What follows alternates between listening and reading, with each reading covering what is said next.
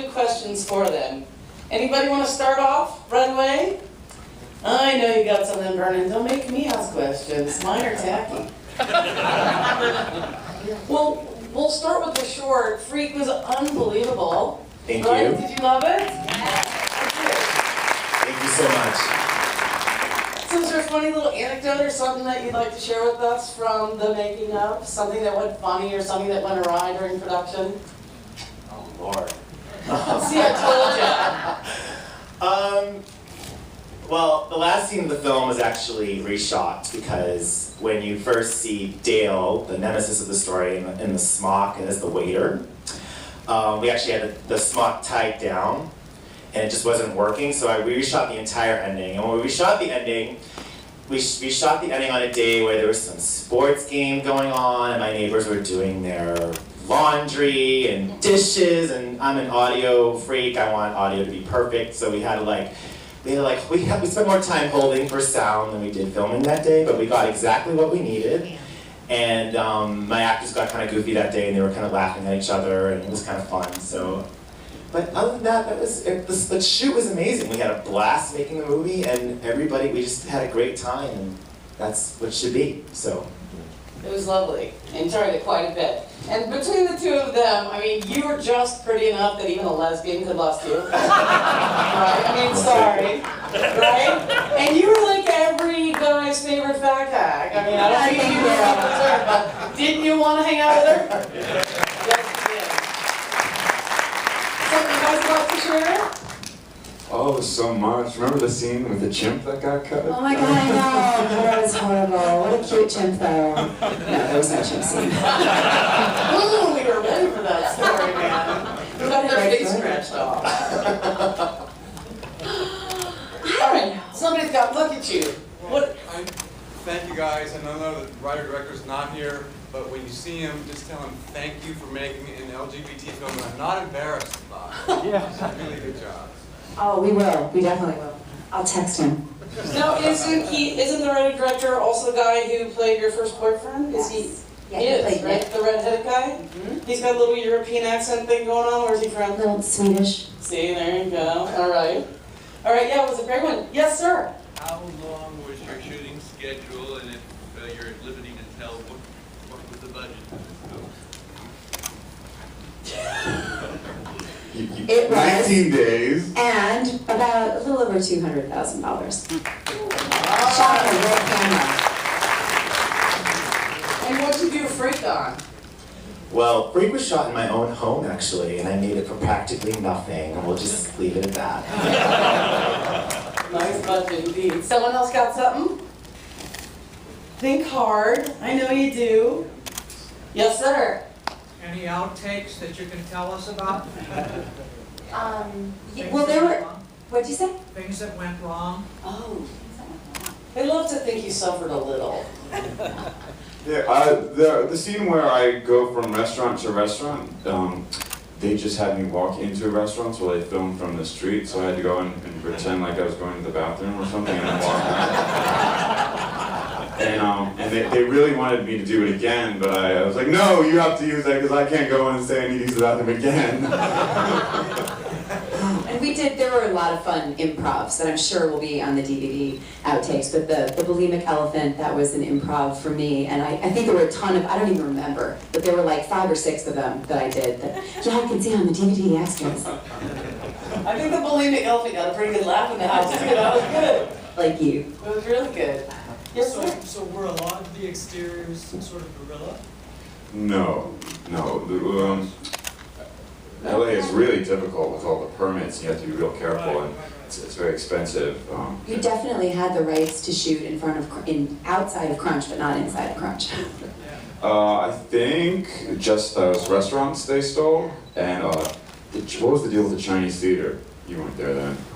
But I know I had to keep driving around in a circle, and they hit the grounds. I'm pretty sure that was guerrilla. And I didn't even know how to drive back then, before I moved to LA. We both, by the way, just actually moved to Los Angeles in the last couple of months. We both were New Yorkers when we shot this. And did your headshot look typically New York? Did you have to redo it? Absolutely. Now mine looks really sexy. Some audition tale, maybe either from any of you? Can I ask them a question, actually? Yeah, that's good. A little incest. You like that? I mean, this is the second time I saw the film. Congratulations. I loved it even more the second time. It's great to see you again. How long did you guys know each other before you actually stepped in front of the camera together? Because you guys had amazing chemistry. You were both amazing. And the scene that you cry in is just amazing. And how much rehearsal time did you get together before you actually stepped in front of the camera? I think we knew each other for like 5 minutes before we started shooting. It was a little bit longer than that, but we did a couple of rehearsals, and we read together a couple of times. We had one read-through that was a pseudo audition for me. Right.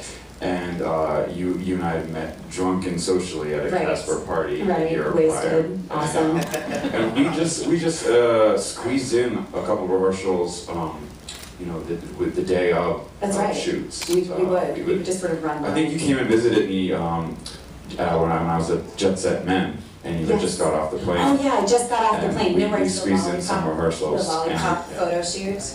That was my very first night being on set. So you shot in a porn studio. I did. That was awesome. And straight standard auditions. You saw a call. Nobody knew anybody.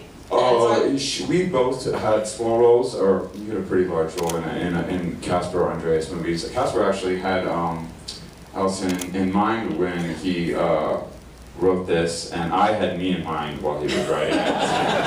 Because I knew he was working on it for a couple of years, and I went and read the book, and I was like, Casper, this is I should be. I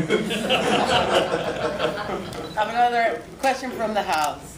Yes, sir.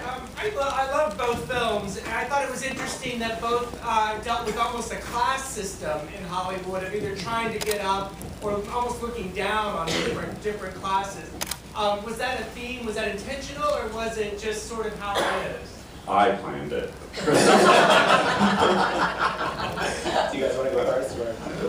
I think that's sort of it's sort of a piece of what Hollywood is, of what the Los Angeles experience is. I've only lived there for like 5 minutes, but I can tell you that yes, that is exactly how LA is, so no. I'm a former actor. I acted for about 10 years, and I pretty much found my purpose in life by doing this film. This is my first film on my own. But yeah, I think that, in both of our stories, I think all of us can relate to certain thematics of what these characters go through. In my story, the individual is so bizarrely different. He's not beautiful. She is not beautiful. You know what I mean? He's struggling with self-acceptance issues and somebody that's been bullied his whole life, and he's basically letting go of all that through this experience of trying out for a character that he feels that he is, and having those emotions come out are very painful for him, obviously. So it was interesting to have a character that's feeling the way he's feeling with this dialogue that he has to say over and over again. So. Is that a stretch? I think that Hollywood is getting more accepting of gay actors. I think so, but I don't know. What do you guys think? I think it's come a long way. I think we have a way to go. I think there's room for more. I think there's sort of an interesting, again, a class sort of structure where there's a certain level of actor that can be out and totally open and it's fine, and then there's another level of actor that just can't yet. Yeah. And I think that's the level we want to crack, that level, But yeah. I think one film led beautifully to the other. I think programming-wise, they made a lot of sense together. I think we all enjoyed them. Is there a final question or two we have? Oh, we do. In the film, you had to work with 3 fairly well-known comedians. What was that like? Matthew? Well, awesome. Juicy Nuda got progressively crazier as the Force Day went on. I think she was really tired. No, that's just how she is. Bruce Valanche was a lot of fun. He did continue to send me dirty text messages for about a year after. And he touched you inappropriately, correct? I'm just guessing. He said it was getting in character, and I went with it. But Matthew, you should have been at the fourth word screen. And Alex. You had a lot of fun there. He's been a great friend of the movie and very supportive. He's come to some festivals and he's complete opposite of what he plays. He's the sweetest, most down-to-earth person. I'm not saying he was a good actor, he was a good mean girl. Yeah, he's a great mean girl. He's so wonderful. Yeah, he's so sweet. He's not a bitch diva at all. He just plays on really well. Another thought from you guys? Something you wanna? Oh. Do it, girl. Okay.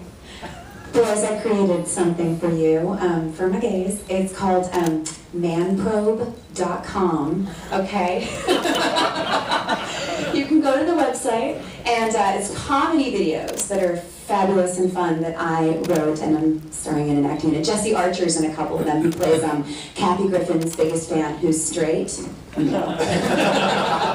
Very, very fun. And then there's also some fun takeaway pictures of our lovely Matthew here on the Hot Men page. And I have a gay festival blog as well. And then also, I don't know if any of you are interested in becoming investors in a feature film. If you are, come up and talk to me afterwards, because I've got something very fabulous and hilarious. And mainstream, but gay. You know what I'm saying? Okay. Well, I can't top that. Literally.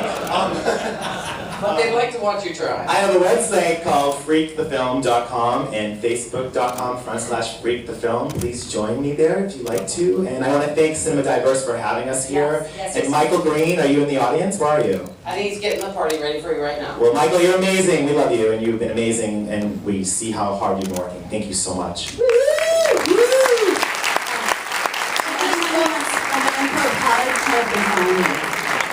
This does wrap up Cinema Diverse. We hope that you'll join us for the HRC party, which is at Wang's, directly to follow. And thank you so much for supporting gay and lesbian film.